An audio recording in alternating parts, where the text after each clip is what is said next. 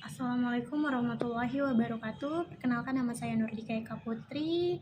Saya dari Universitas Pancasakti Bekasi, Prodi Pendidikan Ekonomi tahun 2019 dengan nomor induk mahasiswa 87 20 31 91 50045. Di sini saya akan memaparkan tentang kesimpulan dari mata kuliah simulasi bisnis untuk memenuhi tugas akhir semester saya dengan mata kuliah simulasi bisnis dengan dosen pengampu Pak Karyadi, SPD MM. Mari disimak. Perencanaan peluang usaha. Perencanaan usaha merupakan proses berupa tindakan atau langkah untuk merancang, mengelola, dan menjalankan suatu usaha yang memiliki pengaturan untuk mencapai tujuan usaha. Dalam pelaksanaannya, kita perlu komponen perencanaan usaha supaya bisnis kita berjalan dengan baik. Di sini ada perencanaan bisnis. Seperti apa contoh perencanaan bisnis? Pernah membuatnya?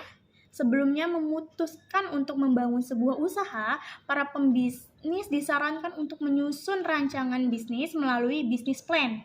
Rencana bisnis atau bisnis plan adalah dokumen atau pernyataan tertulis yang berisi tujuan sebuah usaha dan bagaimana cara pembisnis meraih target bisnis tersebut. Meski memiliki peran krusial pada potensi kesuksesan bisnis, banyak orang yang masih menganggap bahwa membuat rencana bisnis tidak penting. Asal ada kemauan untuk berusaha dan memulai langkah pertama, siapa aja bisa menjadi seorang pembisnis yang sukses dan memiliki untung banyak. Pemikiran yang seperti itulah sebenarnya tidak salah dan baik untuk dijadikan sebuah motivasi menjadi seorang yang mandiri. Namun jika ada pembangun bisnis hanya dengan modal nekat aja, potensi usaha menjadi sukses tidaklah terlalu besar. Bahkan jika tidak ada persiapan sedikit pun, kita hanya akan membakar uang atau modal usaha tanpa mendapatkan keuntungan dari bisnis tersebut. Memang, membuat bisnis plan tidak bisa menggaransi sebuah bisnis untuk bisa meraih kesuksesan. Namun, dengan memiliki rancangan bisnis, kita akan lebih mudah menjalankan usaha dan mengarahkannya sesuai dengan tujuan. Dengan begitu, potensi bisnis dapat beroperasi dengan lancar dan memberikan keuntungan yang berlimpah akan menjadi lebih tinggi. Bagi para startup, perencana bisnis merupakan langkah awal sebelum merencanakan bisnis atau mendapatkan suntikan modal. Ini biasanya rencana jangka pendek ya, katakanlah selama 1 tahun. Untuk perusahaan yang sudah mapan, rencana bisnis menetapkan tujuan bisnis selama beberapa periode berikutnya. Seringkali 3 atau 5, bahkan bisa 10 tahun. Secara khusus kami menyebutkan sebagai rencana perusahaan. Oke, baik. Di sini ada keahlian yang dibutuhkan dalam memulai usaha. Yang pertama, menjadi pribadi yang teratur dan terorganisir. Segalanya dimulai dari diri sendiri dan bagaimana kita menyesuaikan diri. Jika kita adalah seorang yang selebor, ada baiknya kita mulai melatih diri agar lebih teratur ya. Teratur dan terorganisir sangat penting dalam berbisnis, terutama jika kita baru memulainya. Kita akan dituntut untuk menguasai segala surat-surat termasuk berbagai formulir yang diperlukan untuk memulai usaha. Selain itu, kita harus meluangkan waktu untuk mencari lokasi bisnis, mencari karyawan yang berpotensi, bertemu dengan penyaluran bahan baku, menentukan iklan yang tepat sekaligus mengawasi pendapatan, serta mengeluarkan usaha kita sendiri. Melakukan semua itu tentunya akan terasa sulit ya, jika kita tidak terbiasa dengan pola yang teratur dan terorganisir. Mulai dari hal kecil seperti merapikan berkas dan memanfaatkan map untuk menyusunnya.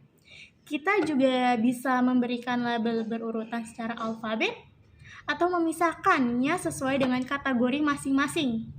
Sebagai contoh, formulir pajak nih, kita dapat menempatkannya pada map berlabel pajak P.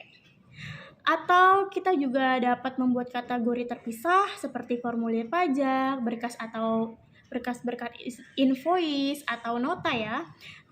Dan masih banyak lagi. Manfaatkan laptop atau PC untuk merapikan segala berkas atau data yang diperlukan. Kita manfaatkan ada Microsoft Office ya. Kita juga dapat membuat perencanaan bisnis dengan format yang mudah untuk dikirim lewat email maupun software atau aplikasi komunikasi lainnya. Dengan ini kita dapat mempermudah akses dari luar. Yang kedua ada kemampuan berbicara di hadapan umum. Salah satu cara memulai usaha agar sukses adalah kemampuan kita berbicara di hadapan publik.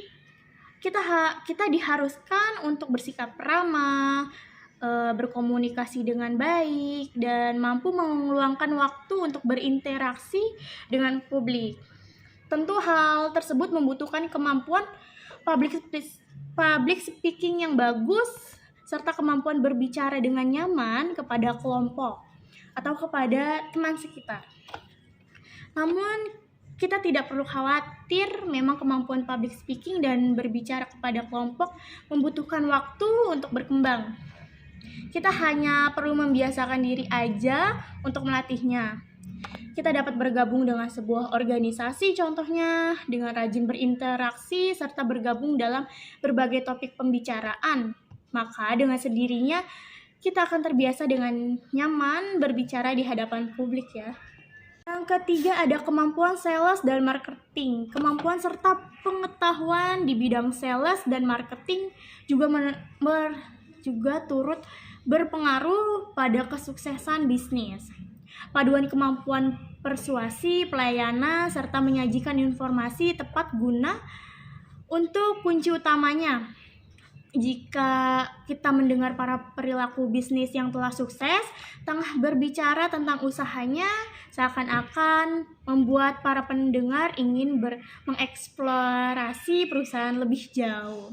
Hal ini disebabkan karena kemampuan berbicara dan berbahasa dari sang pemilik bisnis memang dirancang khusus agar pendengar tertarik untuk mengikutinya lebih dalam. Mereka mampu membuat seluruh topik pembicaraan disusupi oleh nilai jual perusahaan ataupun keunggulan dari produk atau jasa yang ditawarkan, meski tidak secara terang-terangannya dijelaskan. Untuk dapat melakukannya, kita dituntut untuk membaca, mendengar baik secara individu maupun kelompok, dan sajikan informasi yang benar-benar mereka perlukan secara masuk akal bagi mereka ya. Dan yang keempat, dapat menyelesaikan masalah dengan baik. Tidak ada yang selamanya berjalan dengan mulus dalam pembisnis. Pasti ada saatnya kita akan menemukan masalah, baik itu masalah kecil maupun masalah besar, agar bisnis dapat bertahan dan terus berjalan menuju keberhasilan. Kita diharuskan menguasai teknik problem solving yang baik. Seluruh permasalahan yang datang harus segera diselesaikan dengan cepat dan tepat. Langkah awal yang dapat kita lakukan adalah membangun kepercayaan diri dan percayalah pada kemampuan pengambilan keputusan kita sendiri. Kita diharuskan tetap tenang dan tetap tampil percaya diri di hadapan karyawan, investor, maupun pelanggan. Permasalahan yang pada umumnya dihadapi oleh pelaku bisnis pemula ialah mencari modal usaha, menentukan pegawai yang tepat, menjalinkan hubungan yang baik antar sesama. Oke, itu aja yang dapat saya simpulkan. Terima kasih. Mohon maaf apabila ada salah kata dalam pengucapan. Wassalamualaikum.